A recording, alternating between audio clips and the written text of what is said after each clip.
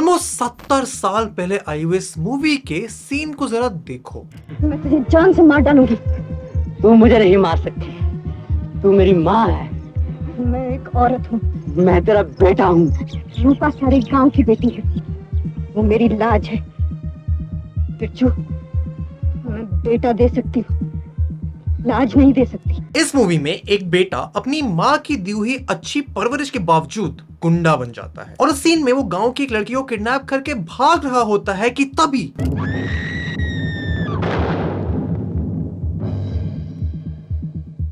1957 में आई हुई movie mother India एक कल्चरल क्लासिक मानी जाती है। एक मूवी जिसने सिर्फ इंडियन सिनेमा को ही नहीं वर्ल्ड सिनेमा को रेवोल्यूशनाइज कर दिया। इसमें माँ का कैरेक्टर प्ले करा है नरगिस दत्त ने, जिसको भारी कठिनाई और गरीबी झेलने के बावजूद एक स्ट्रॉन्ग कैरेक्टर दिखाया गया है जो अपने मॉरल्स, डिग्निटी, इंटेग्रिटी को अपने आप से भी ऊपर रखती है। हिंदी फिल्म इंडस्ट्री में एक फीमेल कैरेक्टर को उस टाइम पर बहुत स्ट्रांगली पोजीशन करा जाता था, लेकिन वही फीमेल रिप्रेजेंटेशन कुछ सालों बाद आज की हिंदी फिल्म इंडस्ट्री में कुछ ऐसा देखने को मिलता है। कौन है तुम? कभी राजवीर सिंह की बंदी है तो दैट्स इट। एक औरत से कहे कि तू मेरे जूते चाट, अगर एक आदमी कहे कि एक औरत को थप्पड़ मार देने में क्या खराबी है, वो पिक्चर सुपर डुपर हिट हो तो ये बड़ी खतरनाक बात। नहीं, ये वीडियो संदीप रेड्डी वांगा के अगेंस्ट नहीं है, क्योंकि apparently his way of portraying women in an environment full of toxic males might be the most accurate. I saw it as a character film, a film based about a character who was deeply dysfunctional, who was inherently violent, who had many emotional issues, and I really loved the treatment of the film. अब ये तो recent है, लेकिन females के ऐसी representation का issue Hindi film industry में सालों से, दशकों से चलता आ रहा है, जहां ना तो हीरो टॉक्सिक है, ना डिस्टर्ब्ड है। इनफैक्ट वो एक हीरो है, पर तब किसी को इससे कोई प्रॉब्लम नहीं थी। प्यार से देने रख लो, वरना थप्पड़ मार के भी दे सकते हैं। लड़की के पीछे भागेगा, लड़की पैसा लेके भागेगी, पैसे के पीछे भागेगा, लड़की तेरे पीछे भागेगी। ये तो तुम जानते हो कि बॉलीवुड में बहुत समय से लड़कियों को ऑब्जेक्टिफाई करा जाता है, उनको एक आई कैंडी की तरह स्क्रीन पे प्रेजेंट करा जाता है। फीमेल्स का रोल बॉलीवुड में हमेशा से सबमिसिव रहा है, सिर्फ एक्शन में नहीं बल्कि कॉमेडी मूवी जैसे आमदनी अठन्नी खर्चा रुपया में भी। ये जो सब सामान है, पैसे कहाँ से आए? पैसे कहाँ से आते हैं, मर्द कहाँ से लाता है, ये पूछने का अधिकार औरत को नहीं है। सिर्फ मूवी से नहीं, वहाँ पे आइटम नंबर, उनके सॉन्ग्स के लिरिक्स हमेशा से लड़कियों को एक गलत तरह से ही दर्शाते हुए आए हैं। अरे तू आकर क्या ना कर, तेरी मर्जी सोनिए, हम तुझको उठा कर ले जाएंगे। पर जैसा तुम्हें दिखाया पहले, शुरुआत में तो ऐसा नहीं होता था। तो 1950s से लेकर आज तक में ऐसा क्या हुआ है कि बॉलीवुड एक्ट्रेसेस का रिप्रेजेंटेशन इतना खराब हो गया, जहां प्रियंका चोपड़ा जैसी एक्ट्रेसेस बताती हैं कि उनके करियर के स्टार्टिंग में एक्ट्रेसेस को सिर्फ साइड किक के तौर पर रखा जाता था। जहां बहुत सारी स्टडीज प्रूव कर चुकी हैं कि वो movies that are led by women earn more than the ones led by males. Examples बहुत सारे हैं, गंगूबाई काठियावाड़ी, तनु मनु, पिंक, कुछ मूवीज हैं out of many female led movies जिन्होंने 100 करोड़ से ऊपर कमाए हैं, लेकिन फिर भी just 26% of Bollywood characters are females. काफी लोग तो वेज गैप की बात करते हैं, पर फीमेल्स के लिए एक्चुअली मूवी के पोस्टर तक आना भी एक अलग लड़ाई होती है। I've never got paid the same amount as my male co-actor. I would get paid about 10% of my male co-actor. You're talking about paid disparity. I'm talking about even making it to the poster was more difficult than getting the paycheck I want. देखो, cinema is the representation of reality. तो चाहे आप एक female film maker, कोई actress या फिर कोई general audience मेरी तुम्हारी तरह क्यों ना हो, हम सबके लिए जानना बहुत जरूरी हो जाता है कि कैसे लड़कियों का रिप्रेजेंटेशन बॉलीवुड में होता आया है, वो कैसे खराब हुआ है, क्यों वो इतना स्टीरियोटिपिकल एंड इतना रिग्रेसिव रहा है, और क्या बॉलीवुड और हम एज ऑडियंसेस कर सकते हैं ताकि वो आगे इंप्रूव हो, सही डायरेक्शन में बढ़े। और ये सब तुम्हें बताऊंगा मैं इस वीडियो में। तो यहां तक आए हो तो वीडियो को लाइक करो, ऐसी वीडियोस हम हर हफ्ते लाते हैं, तो चैनल को सब्सक्राइब करो, and let's begin to understand why Bollywood hates women. Bollywood के लगभग 80 साल के इतिहास में फीमेल एक्टर्स ने बहुत अलग अलग तरह के कैरेक्टर्स प्ले करे हैं, चाहे वो कोई सेल्फ सैक्रिफाइसिंग मदर हो, जवान लड़की खतरे में हो, या फिर एक इंडिपेंडेंट पावरफुल वुमेन जो अपना फेट खुद डिसाइड करती है। इंटरेस्टिंग ये है कि लगभग हर डेकेड में वुमेन को बॉलीवुड में अलग अलग तरह से दिखाया गया है, लेकिन इस सब की शुरुआत होती है 1940s में, जब देश में आजादी का दौर चल रहा था। उस समय फीमेल्स को पॉजिटिव लाइट में पोर्ट्रे करा जाता था, जिनके मॉरल्स, एथिक्स स्ट्रॉन्ग होते थे और इनकी इंटेंशंस प्योर होती थी। लेकिन स्टार्टिंग से ही फीमेल सेकेंडरी रोल में नजर आई है, as supportive submissive roles to their male counterparts. अब ऐसा इसलिए हो सकता है कि सिवाय एक एक्ट्रेस के बॉलीवुड की क्रू में हमेशा आदमी लोग रहते थे, तो a woman was bound to be represented through the eye of a male. 1950s को मानते हैं बॉलीवुड का गोल्डन एरा। इस दौरान फिल्म को सोशल कमेंट्री, रियलिस्टिक सेटिंग और नुआंस स्टोरी टेलिंग के लिए जाना जाता था। गुरु दत्त, बिमल रॉय, सत्यजीत रे जैसे महान एक्टर्स, डायरेक्टर्स, राइटर्स का काम देखने को मिलता था। मदर इंडिया के अलावा मूवीज देखी गई जैसे वहीदा रहमान की गाइड, जहां उन्होंने रोजी का कैरेक्टर प्ले करा था, जिसने हिम्मत करके अपनी टॉक्सिक रिलेशनशिप छोड़ के अपने पैशन को फॉलो करा। नरगिस की आवारा, जहां उन्होंने लॉयर का रोल निभाया जो न्याय के लिए सोसाइटी से लड़ जाती है और ट्रेडिशनल नॉर्म्स ब्रेक करती है। इसके अलावा मधुमत और बंदिनी जैसी मूवीज में ही विमेन को बहुत स्ट्रांगली पोर्ट्रे करा गया है। लेकिन इसी गोल्डन एरा में इंट्रोडक्शन हो जाता है बॉलीवुड में गोल्डन ट्रियो का ऑफ राज कपूर, दिलीप कुमार एंड देव आनंद। माना जाता है कि बॉलीवुड फिल्म इंडस्ट्री के ये सबसे पहले सुपरस्टार्स थे। इनकी पॉपुलैरिटी देश से बाहर पहुंच चुकी थी और सबसे बड़ी फैंस इनकी खुद लड़कियां होती थी। इस ट्रियो के बॉलीवुड में आने की वजह से, इनकी हिट मूवीज की वजह से बॉलीवुड में स्टार कल्चर इंट्रोड्यूस हो गया, जिसको अगले दशक में राजेश खन्ना ने कैरी फॉरवर्ड भी करा। ऐसा स्टारडम जो शायद आज तक किसी ने देखा नहीं है, ना शायद देखेगा, जिसके ऊपर हमने पूरा एक 20 मिनट का डिटेल वीडियो बना रखा है, जो तुम्हें इस वीडियो के बाद जरूर देखना चाहिए। लेकिन अभी के लिए इस बात पर फोकस करना जरूरी है कि इन स्टार्स की कमाई हुई पॉपुलैरिटी की वजह से बॉलीवुड एक्ट्रेसेस पर क्या असर पड़ा। जहां 1950s में वुमेन को बहुत स्ट्रांगली पोर्ट्रे करा जाता था, 60s खत्म होते होते सिर्फ दो तरीकों में बट गई थी फीमेल एक्ट्रेसेस, या तो एक डिवोटेड वाइफ या फिर एक मां। एंड यहां से चीजें और खराब होती चली गई। 70s और 80s आते आते वो कैरेक्टर्स और वीक होते चले गए। फॉर एग्जांपल, हीरो की मां को हर समय या तो मेंटल या फिजिकल टॉर्चर, अब्यूज देखते हुए दिखाया जाता था, जिसको वो साइलेंटली बस सहती रहती थी। 1975 में आई जय संतोषी मां और 1972 में सीता और गीता, दो ऐसी मूवीज है जिन्होंने विमेन के सैक्रिफिशियल नेचर तो दिखाया, लेकिन साथ में बहुत खराब स्टैंडर्ड्स भी सेट कर दिए। दोनों मूवीज में लड़कियों को प्रेज करा जाता था चुप रहने के लिए और बर्दाश्त करने की उनकी आदत की तारीफ होती थी। यही वो समय था जब एक हीरोइन को हीरो की कमजोरी की तरह दिखाया जाने लगा। और सुनो, चमक चलो, जब तक तेरे पैर चलेंगे उसकी सांस चलेगी। And star culture romantic genre से बढ़ के एंग्री यंग मैन की एरा में पहुंच गया था।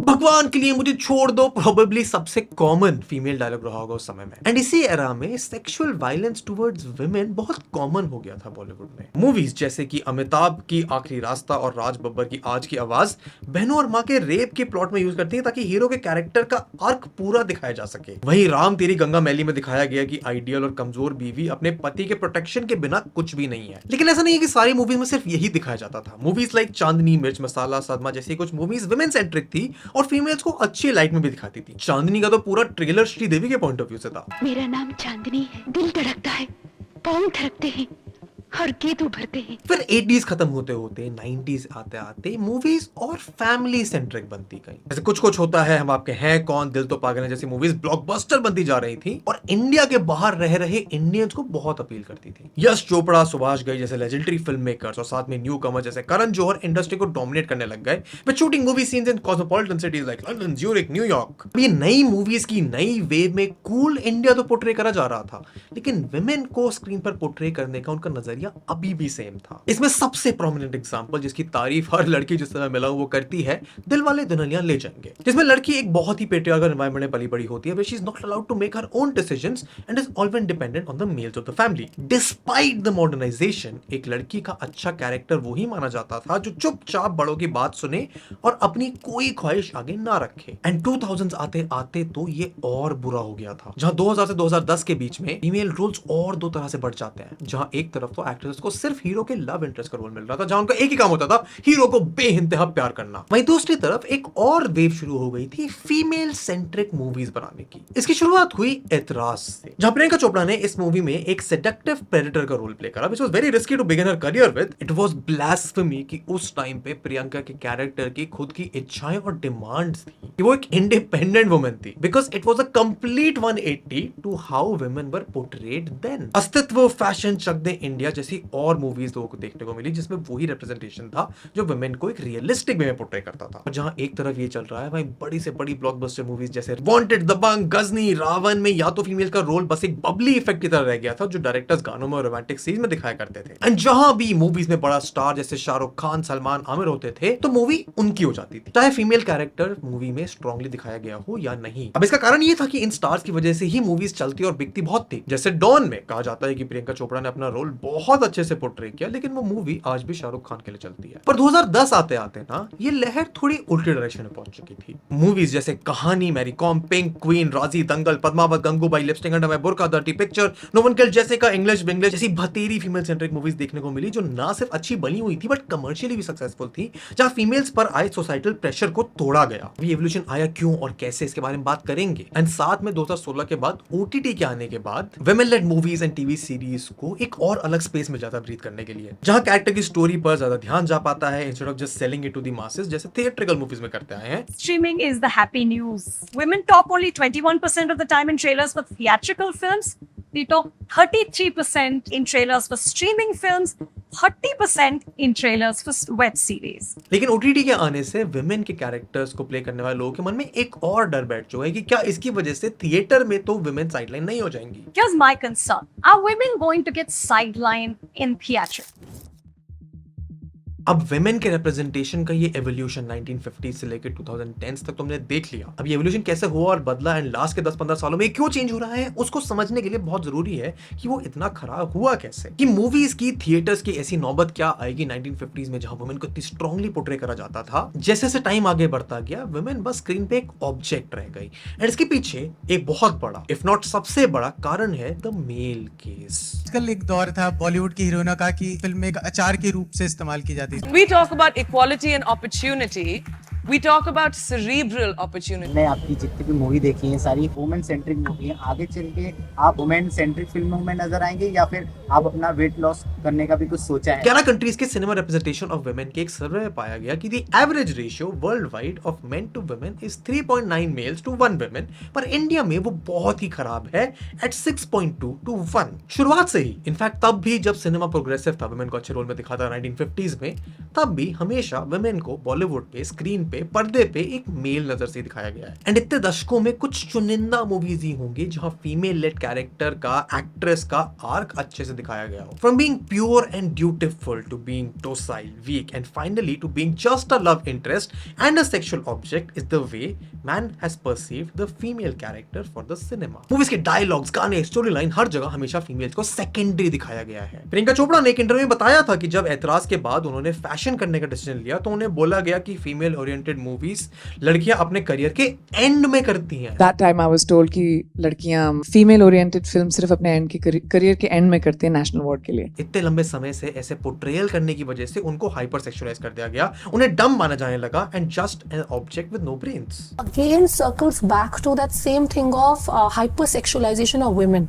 See, the maths is hypersexualization of women, objects, no brains, can't make decisions. After a period of time, you start believing in it. And I feel like that's why just walking up the ladder becomes even more difficult. And किसी भी movie में एक female का character कितना important है उसका पता एक टेस्ट से लगाया जा सकता है called the sexy lamp test. एक इंटरनेशनली रिकॉग्नाइज्ड टेस्ट है जिसकी थ्योरी ये है कि अगर मूवी में फीमेल कैरेक्टर को एक सेक्सी लैम्प से रिप्लेस करने के बाद भी मूवी की स्टोरी पर कोई इफेक्ट नहीं पड़ता तो वो मूवी ये टेस्ट फेल कर गई। The sexy lamp test. So if you can take a female character out and replace her with a sexy lamp and your plot still functions, and fuck you. And apparently Ravan, दबंग, सुल्तान, धूम 3, holiday जैसी ऐसी बहुत movies हैं जहां आपकी heroine का role इतना important है ही नहीं कि मूवी के स्टोरी पे जरा सा भी इम्पैक्ट डाल सके। If we just talk about cinema, I feel on screen and off screen we are literally playing into the male's fantasy of what a woman should be. पर वहीं अगर तुम मेल एक्टर्स की बात करो, in female led movies by the way,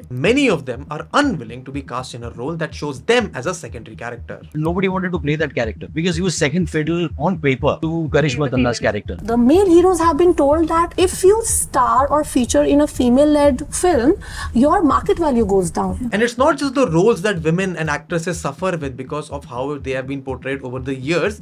Industry में उनकी shelf life भी define कर दी गई है। Given that the shelf life of leading ladies is limited, do you find yourself thinking of a time when the roles will dry up, when the phone will stop ringing. People very conveniently ask this question to women, but they would never ask this question to a man. This question itself is unfair and shouldn't be asked. जहां तुम्हें 90s में आए actors जैसे शाहरुख, आमिर, अक्षय, बॉबी देओल जैसे actors तो तब भी Bollywood blockbuster में दिखते थे, आज भी दिखते हैं, लेकिन सेम टाइम पर आई फीमेल एक्ट्रेसेस जैसे काजोल, माधुरी दीक्षित, रानी मुखर्जी, करिश्मा कपूर अचानक से गायब हो जाती हैं लोगों की नजरों से। वहीं बॉलीवुड की ये सेक्सिज्म वाली प्रॉब्लम तो बहुत टाइम चली आ रही है, जहां मेल एक्टर्स को सालों साल, डेकेड्स आफ्टर डेकेड्स काम मिलता जाता है, लेकिन women actors are every few years replaced by newcomers in the industry. We don't write enough for them. We don't see them as feasible. Suddenly they are unfeasible after a certain age, and men continue being feasible till they're alive. And eventually they get too shy to ask for work. मेरे अपने लोगों ने मुझे किसी ने काम नहीं दिया. I'm so close to Sony, Mahesh, but Mahesh ने कभी मुझे काम नहीं दिया. किसी ने मुझे काम नहीं दिया. I wonder why.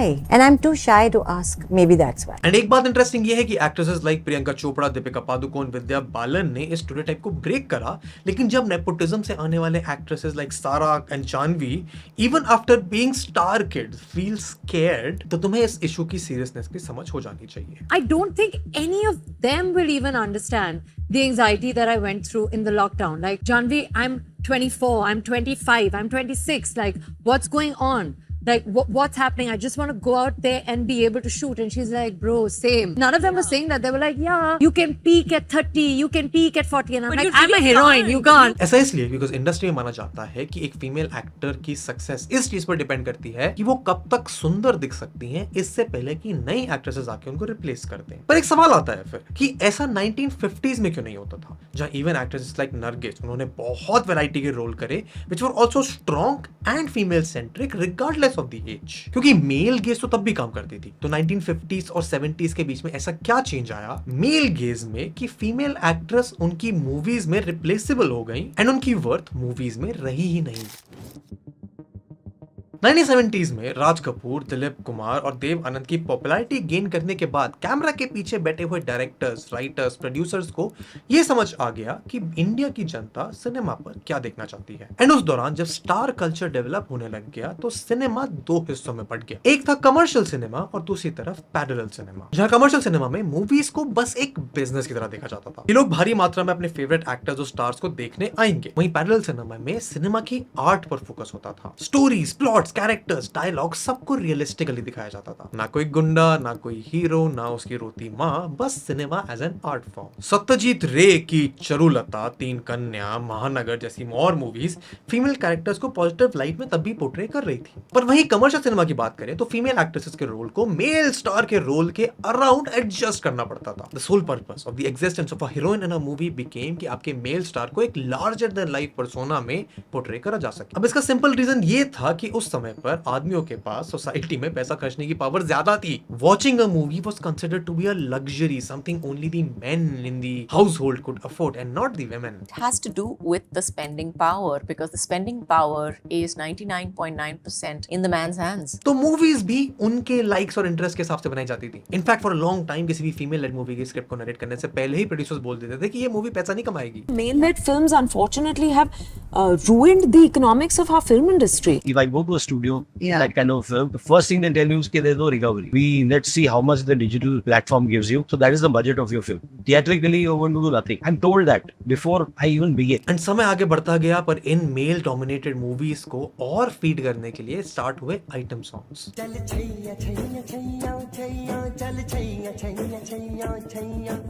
अब देखो बॉलीवुड और म्यूजिक का रिश्ता तो बहुत पुराना है. And while music is a great way to increase the revenue of the movies, music को एक और चीज के लिए भी यूज करा जाता था. इंडिया में सेक्स, लस्ट और इससे रिलेटेड बातें बहुत समय तक एंड इवन आज भी पब्लिकली नहीं करी जाती. एंड थिएटर में ये सब देखना तो नामुमकिन था क्योंकि सेंसर बोर्ड अलाउ ही नहीं करता था. इसीलिए बॉलीवुड के एक्टर्स और डायरेक्टर्स ने सहारा लिया म्यूजिक का, सॉन्ग्स का, to show the romance and love between the hero and the heroine. क्योंकि डांस के थ्रू, वो फूलों वाले सीन के थ्रू एक्टर्स या तो अपनी केमिस्ट्री दिखा पाते थे on screen beyond the natural scenes of the movie and audiences को बुरा भी नहीं लगता था. लेकिन फिर ये गाने, डांस और कॉस्ट्यूम्स हेवीली स्क्यू करना शुरू हो गए towards more obscenity and showcasing lust and sex appeal on the screen. Mid 90s में मूवी आई शूल, जिसमें पहली बार आइटम सॉन्ग नाम का एक टर्म कॉइन करा गया था, जिसमें आई शिल्पा शेट्टी और ने परफॉर्म किया सॉन्ग मैं आई यूपी बिहार लूटने.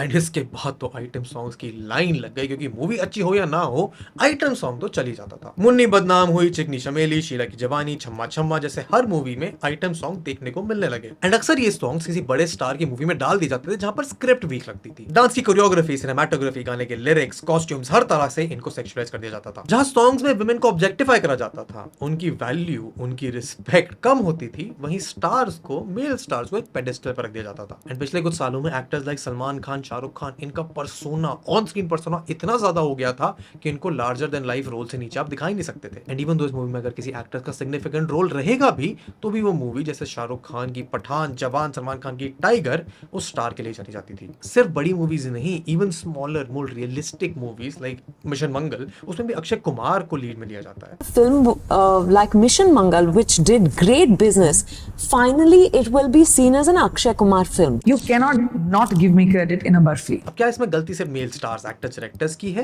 क्योंकि सलमान खान ने अपने इन्फ्लुएंस को यूज करते बहुत सारी एक्ट्रेसेस को लॉन्च किया है, पर इसका एक पीओवी ये भी है कि एक्ट्रेसेस खुद ये रिस्पॉन्सिबिलिटी, एक मूवी को लीड करने की, एक इंपॉर्टेंट रोल प्ले करने की जिम्मेदारी को लेना ही नहीं चाहती हैं। The first question they'll ask you is who's the guy in the film. It's not just one way. They themselves are apprehensive and they rather be in a big hero-led film and be there than carry their own film. लेकिन 2010 के बाद से अपने mail counter part पे depend करने की female actresses की ये आदत अचानक से बदल गई। इस बात का अंदाजा इस बात से लगाया जा सकता है कि इन मूवीज लाइक पद्मावत में दीपिका पादुकोण, राजी में आलिया भट्ट, स्त्री में श्रद्धा कपूर, विलेदी वेडिंग में करीना कपूर खान, और ऐसे काफी एग्जांपल्स हैं जहां एक मूवी में फीमेल लीड को अपने मेल को स्टार से ज्यादा पैसे, relevance, screen time and priority मिली है। इसी डेकेड में फीमेल लेड मूवीज 100 करोड़ का मार्क टच करने लग गई। एक रिपोर्ट के according 77% female led movies have better ROI as compared to 72% of male led movies. इसके बड़े कारण ये है कि 2010 के बाद से बिहाइंड द कैमरा एक डायनामिक शिफ्ट देखने को मिलने लगा। जोया अख्तर, मेघना गुलजार, जूही चतुर्वेदी, गौरी शिंदे, एकता कपूर, प्रियंका चोपड़ा, किरण राव जैसे डायरेक्टर्स, राइटर्स, प्रोड्यूसर्स सिर्फ एक्टिंग नहीं लेकिन मूवी को क्राफ्ट करने में भी पार्टिसिपेट करने लग गए। एंड ये इंटरेस्टिंग इसलिए है बिकॉज इससे पहले ऐसा कभी नहीं हुआ था। अनुपमा चोपड़ा ने अपने इंटरव्यू में बोला भी है कि ये बड़ा चेंज सिर्फ इसलिए नहीं है कि अब more women are coming into the industry. 1980s में सेट पर सिर्फ 2 औरतें होती थी, एक हीरोइन और एक हीरोइन की हेयर ड्रेसर। एंड आज 150 वुमेन का क्रू होता है। ओ वुमेनिया एक एनुअल रिपोर्ट है जिसको फिल्म कंपेनियन प्रोड्यूस करता है। उसमें एनालाइज करा जाता है कि फीमेल इन्वॉल्वमेंट कैसा रहा इंडस्ट्री में इंपॉर्टेंट पोजीशंस के लिए। Female HOD representation only 3% in the theatrical films, 17% in streaming. अब थिएटर्स में तो ज्यादा इंप्रूवमेंट देखने को नहीं मिला है, लेकिन OTT has come across as a great platform to women for exploring greater different kind of films and fields in the industry. खासकर बॉलीवुड एक्ट्रेसेस के लिए जिनको अब मजबूरी नहीं है कि उनको सिर्फ लव इंटरेस्ट वाले रोल्स पिक करने हैं। As an actor, I was just exhausted of playing the love interest of the hero. तो एक तरह से ये कहा जा सकता है कि OTT has become now what was parallel cinema in the 1970s. But इसी के साथ एक मेजर कंसर्न ये भी आता है कि क्या OTT की वजह से थिएटर से हटके विमेन के लिए ऐसे रोल्स सिर्फ OTT पे रह जाएंगे, क्योंकि बड़ी ब्लॉकबस्टर मूवीज लाइक एनिमल, जवान, पठान बहुत सिमिलर है of the times of larger than life movies of the 70s and 80s। तो क्या ऑडियंसेस का माइंडसेट ऐसा हो जाएगा कि अच्छे प्लॉट, स्टोरी, कैरेक्टर्स के लिए OTT पे जाओ and larger than life experience के लिए थिएटर में जाओ? क्योंकि अगर तुम्हें एक रिसेंट एग्जांपल ही चाहिए तो अभी रिलीज मूवी जैसे लापता लेडी, जिसको किरण राव ने डायरेक्ट किया था, आमिर खान ने प्रोड्यूस किया था, उसको रिव्यूज बहुत अच्छे मिले, लोगों को बहुत पसंद भी आई, पर थिएटर पे वो इतना सक्सेसफुल नहीं हो पाई। सिर्फ 8 करोड़ रुपए की कमाई करी। एक बहुत ही इंपॉर्टेंट टॉपिक पे फिल्म थी, बहुत अच्छे से बनाई गई है, जिन्होंने देखी उनको बहुत पसंद भी आई है, पर थिएटर में नहीं चल पाई। But I can guarantee you जैसे ये OTT पे आएगी, डिजिटल पे आएगी, इसको बहुत पॉपुलैरिटी मिलेगी। I genuinely believe it's all cyclical. And one way to close his argument is कि ये सब cyclical होता है। And maybe it is all cyclical कि बड़े स्टार्स मासी मूवीज बनाएंगे, वो अच्छा करेंगी, इंडस्ट्री में पैसा बनेगा, एंड तभी जाके प्रोड्यूसर्स अच्छी राइटिंग और स्टोरीज पे पैसा लगाएंगे। जैसे 2014 से 18 के बीच में आयुष्मान खुराना की वेल रिटन सोशल कमेंट्री वाली मूवीज बहुत चली थी, एंड ये साइकिल फिर रिपीट होगी। एंड हाँ, पिछले 15 सालों में इन्वॉल्वमेंट ऑफ वुमेन, उनके लिए बनाई हुई मूवीज, उनके द्वारा बनाई हुई मूवीज बहुत आई हैं, but I honestly think that the only way females can be better better represented in cinema is when there are more of them in the industry. क्योंकि जब ऐसा होगा तभी ऑडियंस फीमेल्स को बड़े पर्दे पर एक अलग नजरिए से देख पाएंगी. Do we have women in all of our writers' rooms or not? If not, we have to have. Germany, I think they've achieved about 40% women in the workforce. बाकी अगर तुम यहाँ तक आए हो तो यूट्यूब एल्गोरिथम कहता है तुम्हें ये वीडियो बहुत ही अच्छी लगेगी. इनफैक्ट एक पूरी प्लेलिस्ट है ऐसी और वीडियोस की तुमने अभी देखी, तो जिसको जाके चेकआउट करो, चैनल को सब्सक्राइब करो, वीडियो को लाइक करो, मुझे कमेंट से बताओ तुम्हारी फेवरेट फीमेल लेड मूवी या female starrer movie, female made movie कौन सी है. And I will see in the next one. Good bye.